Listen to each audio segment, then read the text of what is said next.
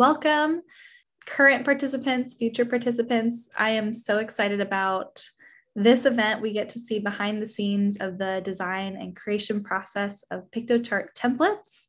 And we are honored to have our speaker, so to speak, with us, Lian. Lian is one of the graphic designers behind Piktochart's amazing templates. Her passion in design started when she was in high school. And at that time, she liked doing doodling, scrapbooks, and arts and crafts. But this encouraged her to focus on the arts, especially graphic design. Now she's been working with Piktochart since March 2022. And I'm really excited to get to see a peek behind the curtain of her work. So Lian, if you would take it away and show us your stuff. Okay, hello everyone. Thank you, B, for the introduction. So I am happy and thrilled to be here. And again, welcome to another Piktosquad event. I'll be sharing the behind the scenes and template creation. But before we start, I will just introduce myself. My name is Lian. I am a graphic designer based in the Philippines, and I'm specialized in infographic design and template creation. So I started to work here in Piktochart last March 2022, and so far I really love my job, and I'm really enjoying doing templates, especially in Piktochart, which is very user friendly and because of its really great features. And being one of the designers here in Piktochart is what I'm really grateful for. All right, that's a little bit about myself.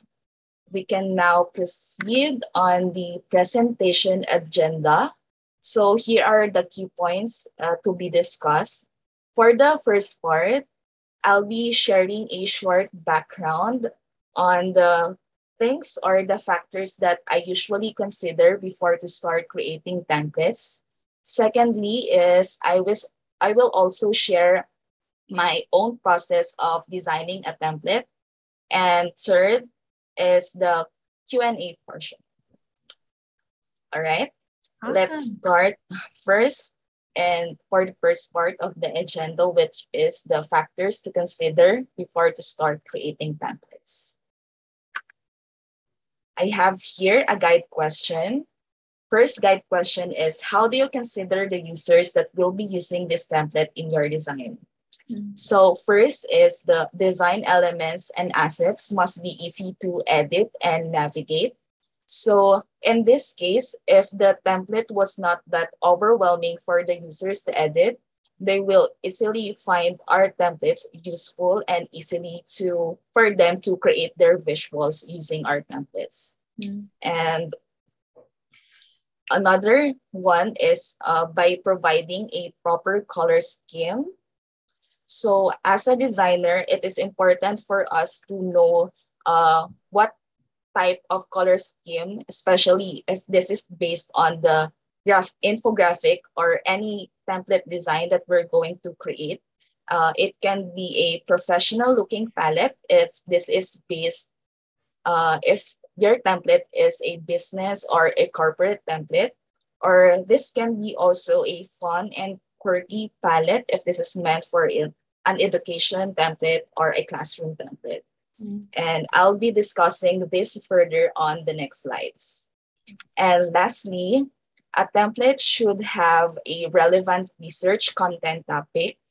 So as a designer, this is important for us to consider what are the list of contents we're going to provide for our users. So this must be relevant, informative, and a timely topic. All right. Can now proceed on the next guide question, which is, how do you get to know the users? So first is, it is important to get familiarized with user personas.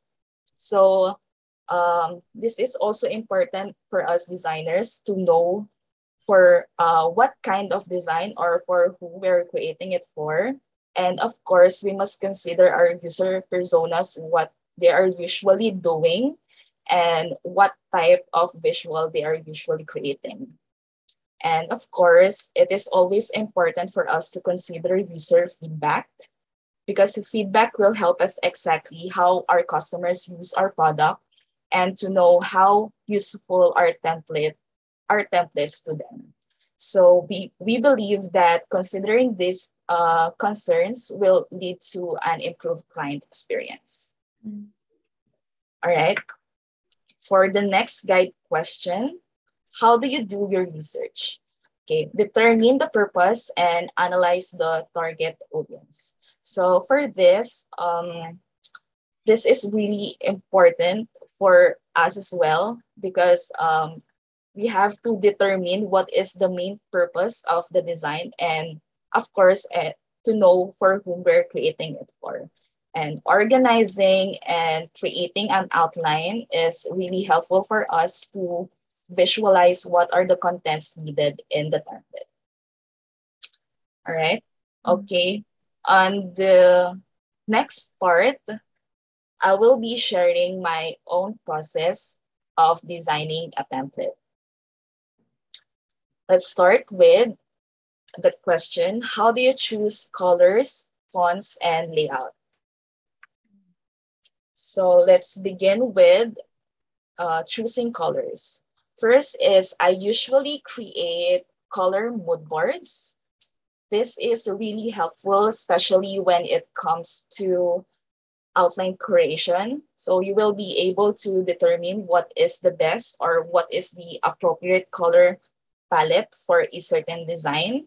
And I have here some of the helpful tools for creating or choosing your own color mood board. So first is the coolers.co. This one is a color palette generator. So you just have to click it here, and it will automatically generate a color palette. So Hmm. if you're going to choose a color palette, you just press the space bar, and then voila, there's a lot of color palettes to choose from. And to get the color, you just have to copy the hex code, and then you can paste it on our editor. Mm. And another one here is colorhunt.co. Uh, this is quite different with colors because this has a lot of categories here. So for example, you'll be creating a certain design for an event poster. For example, a Christmas poster, you can have just to click Mm. here, and there's a lot of options to choose from. And there's also, if you wanted to create a design with pastel colors, they also have it here. Mm. And of course, same with colors, you just have to copy the hex code here, just easy as that, and paste it on our editor. And another one here is colors.moves.me. This is also a useful palette generator. So they usually promote popular color palettes. Like for example, this one. As you can see, there is also a Mm. sample of color combination, which you can use as a guide in color combination. And for like this one, like on the previous websites, you can also just copy the hex code and paste it on your color editor. Okay, I like that. that will, yeah, it's really helpful, right? Yeah. So on the next part is use color psychology as a guide.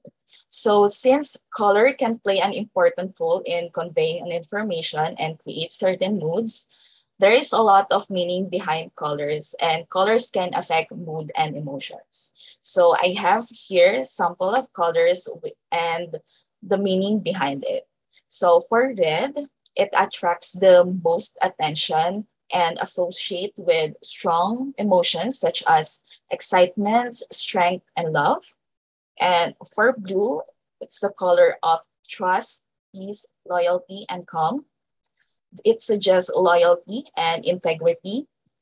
For green, it is the color of nature, healing, and fresh, which is restful and secure. And for orange, is the color of confidence, success, and breathing. This is a hue of encouragement, optimism, and self-confidence. And these are just some of my samples color, but there's still a lot of colors with meanings behind it. And that is how color psychology helps in choosing colors. Mm.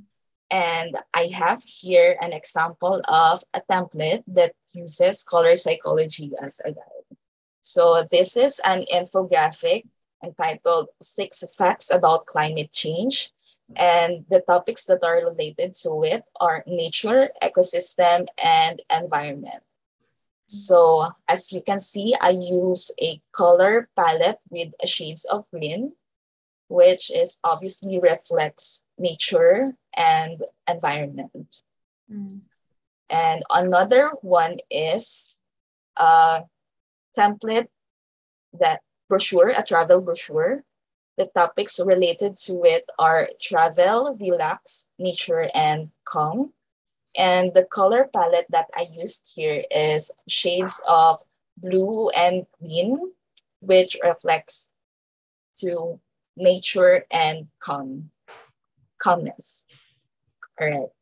So, of course, there is always a limitation in using color psychology as a guide, and why color psychology shouldn't be the end all be all of the color selection. So, just a reminder, don't put boundaries and color. Don't assume that you're only working with just seven primary colors, because color is meant to be played with and not put in a box. Mm. So definitely you can enjoy colors and explore more colors as long as it complements each other and it's appropriate in your design. Okay. For the next, okay, use high contrast in color pairing.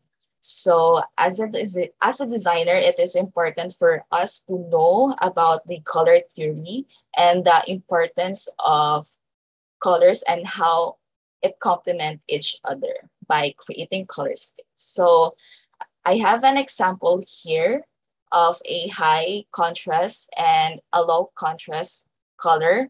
And you can really see how important color pairing is and the importance of creating a color contrast, as this will really affect the overall visual.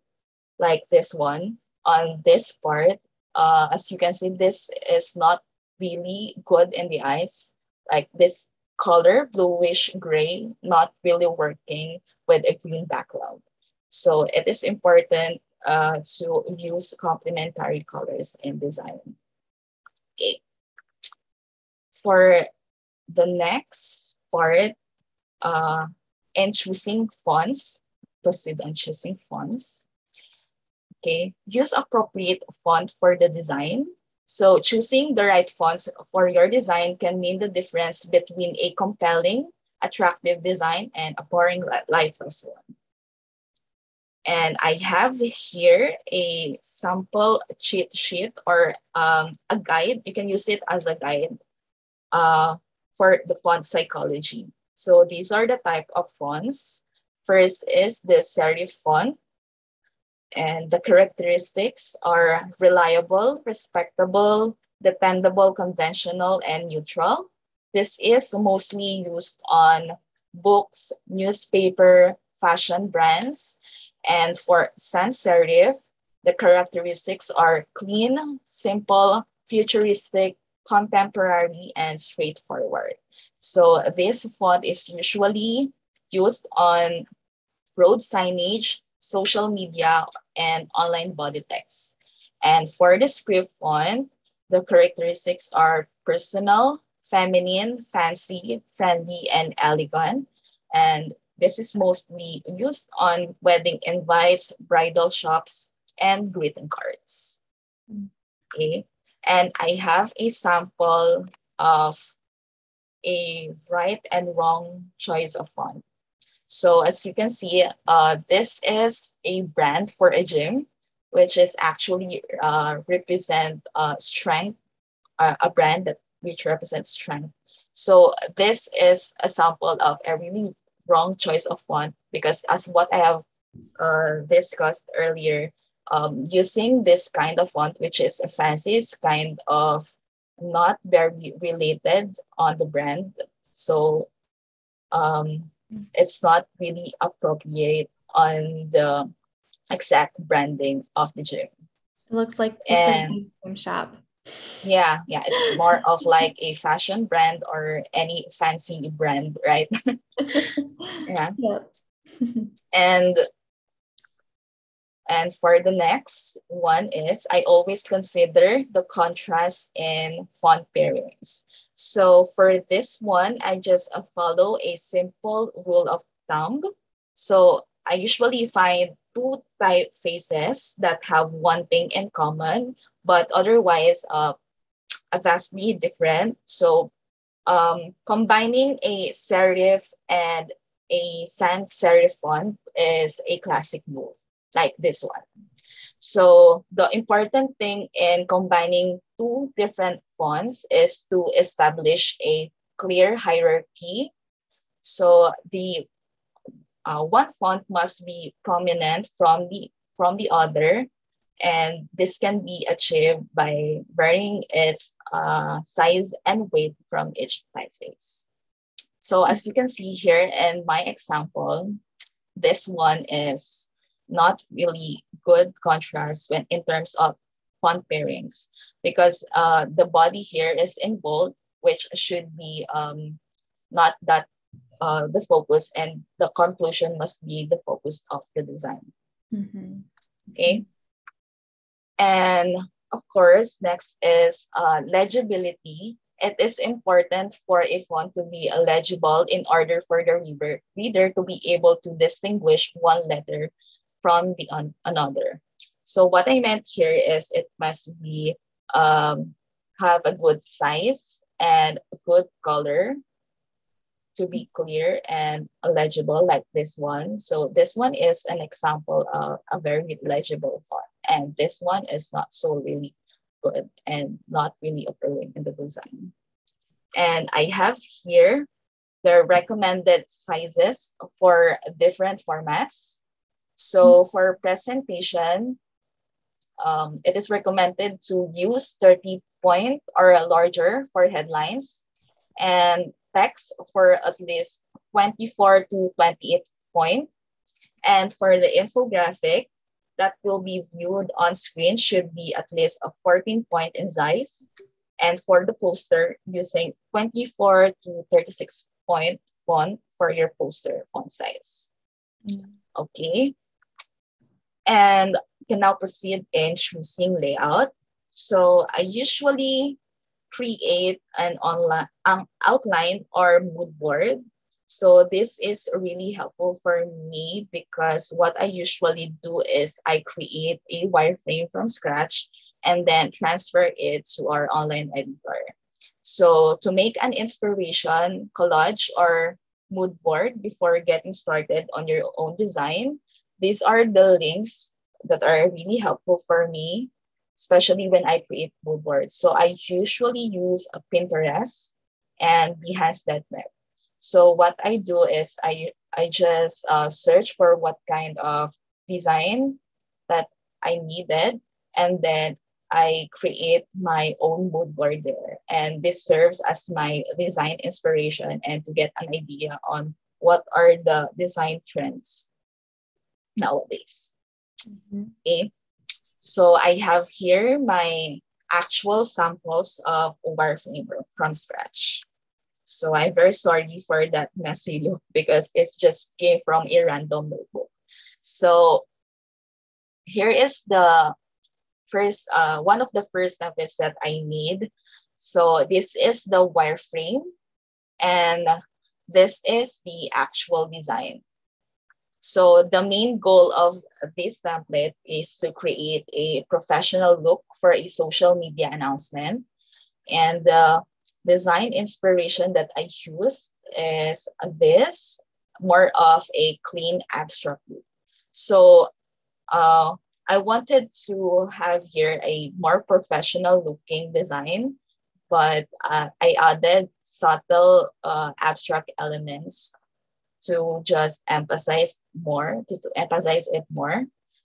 And as you can see here, um, for the wireframe I made, it's kind of different from the actual design because during my design process, I realized that adding these boxes here is not really working well. So I decided to remove the box and just put the names underneath the circles, and it gives more of a breathing space for the design.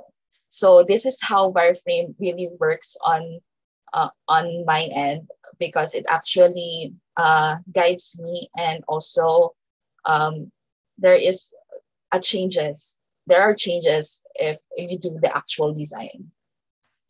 Okay, so I also have here another template, which is an infographic. So here is the wireframe I made, and this is the actual design. So for this one, this actually serves my guide here. So this is not that really um, exactly on what on the actual design is. So the main goal of this design is to create an informative graphic dedicated for students and teachers. And for the design inspiration, I use this creative or a very playful look for the design, since the target audience of this template is mostly for students and teachers. Mm. And next, another another template, which is a report template. So here is the wireframe, and this is the actual design.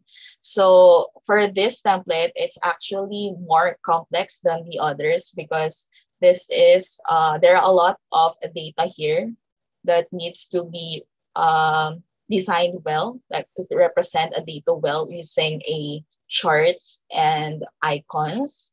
So for the main goal of this template is to create a dashboard that is focused and organized without overwhelming the viewer. And for the design inspiration, I used a clean and minimalist look. Since this is an email marketing dashboard, this is usually used in business industries, and it has to be look to be more professional than the others.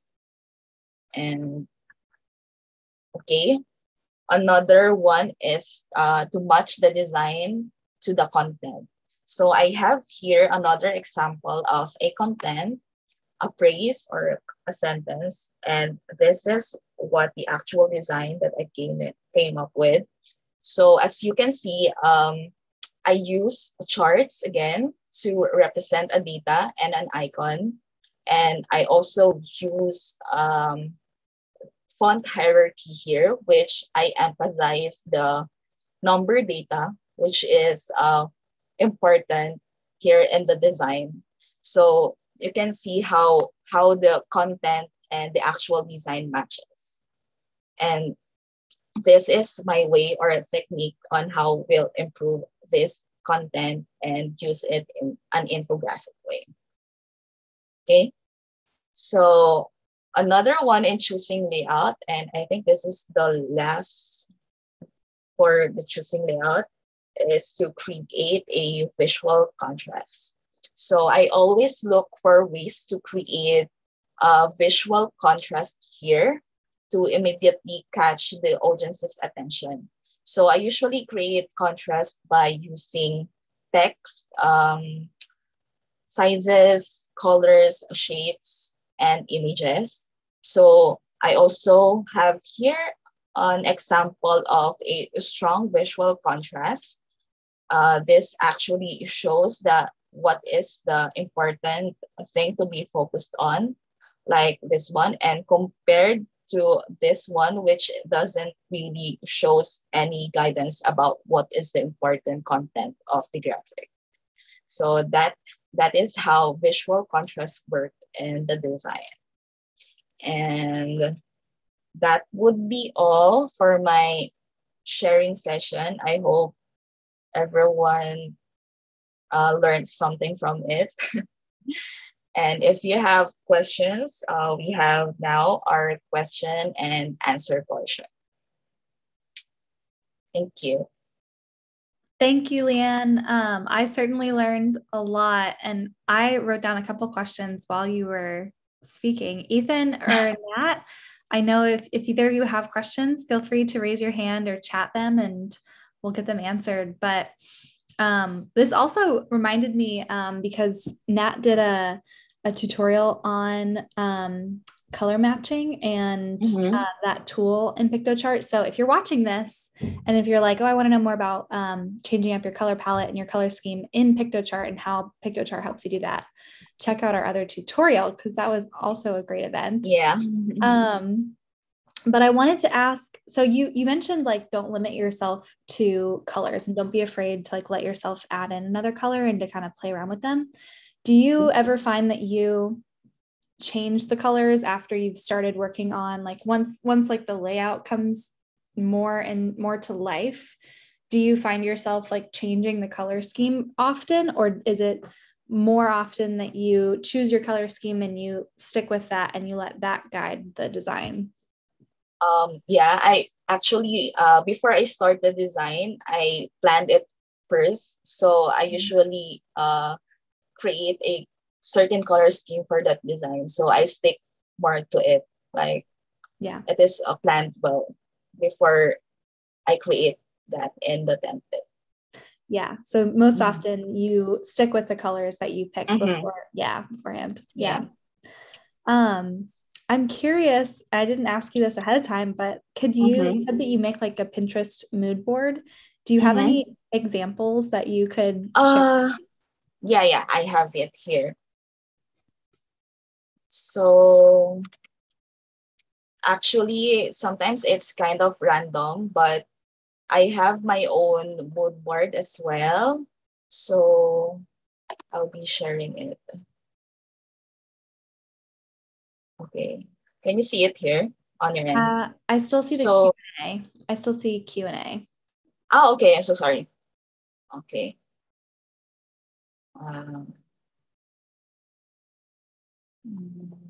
Here. So I have an infographic design mood board where I usually collect different infographic design or design trends usually. So for example, I'm going to create a dashboard. So I have here a lot of dashboard in my mood board. So what I do is I search for design inspiration. So if I'm creating dashboard, and there's a lot of dashboards here, and I actually save it and use it for future reference. And this serves as my inspiration all throughout my design. So these are just some of the examples. Yeah. Cool. Okay, that's awesome. That's super helpful. Yeah. This is helpful. And you can also visit Behance.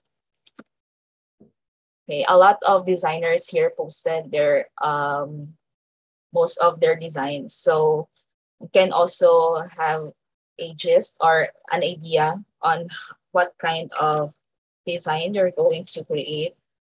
And this can also serve as your guide in creating the works. So yeah, these are the list. Okay, yeah, that's awesome. Yeah. Behance. So this is what I usually do. Yeah, that's awesome. I've never thought about using Pinterest more for dashboards or infographics. There's a lot of samples there. Yeah, that's it's great. really helpful. Yeah. Awesome. Mhm. And then my last question was for the marketing dashboard, and Ethan or Nat, feel free to jump in. I just have a question. For the marketing dashboard one that you did you Mhm. start with, because that seemed like it had a lot of like places for data. So did you Mhm. start with like a visual layout? Like in your wireframe, you sort of had like each like box, or did you start with knowing like which data points you wanted to be represented in the dashboard? Does that make sense? Yeah, yeah. So, what I did here is I need to understand first what is the data is all about. So um I have to create an outline first on what are the data which is important, and then how will I represent it using a chart. So before I came up with this, I I need to understand first the data and how will I came up with that kind of design. Mm-hmm. Yeah. So yeah. Yeah. Yeah, it seemed like because there were so many different data points, it seemed really Mm-hmm. important for this one that you kind of knew what the data was you were wanting to represent before diving in, even with the Yeah. wireframe, because that would be tough to create the wireframe without Mm-hmm. having that. Actually, Yeah. this one is kind of complex compared to other templates because this contains a lot of numbers. So Yeah.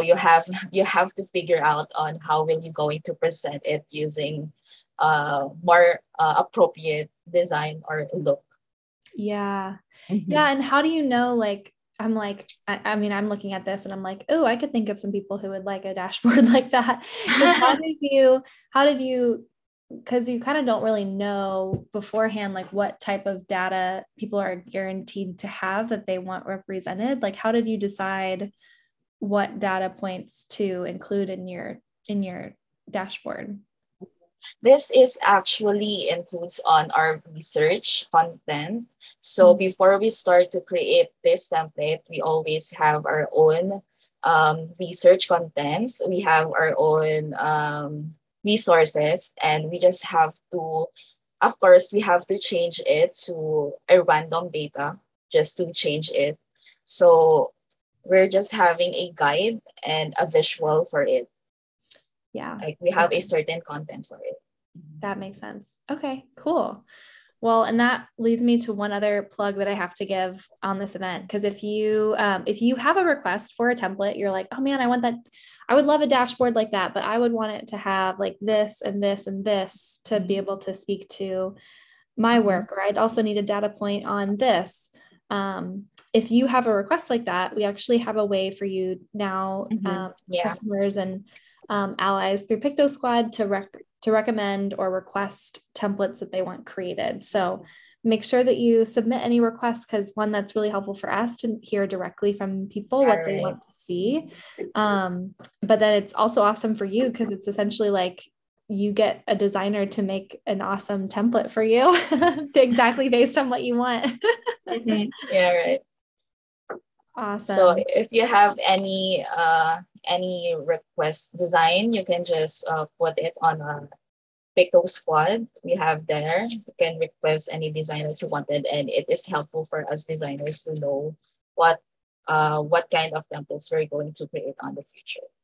Definitely. Mm-hmm. Definitely. Awesome. Well, Lian, thank you so much for sharing your expertise with us. I learned so much. I took a couple screenshots because I was like, oh, I want to remember that in the future. Yeah, yeah. You can So take a thank screenshot you. of that. Thank you And so much, Bree. I think we'll make your presentation also available for people to Yeah, access with the recording yeah, so yeah. you can see it. Yeah, so, All all right. right. Thanks, everyone. And join us for the next Piktosquad event. You can join the community. If you go to Piktosquad, you can find out about the community there and get access to more events like this. Thanks. Yeah, thank you. Great. Bye, everyone. Bye, everyone. Mhm.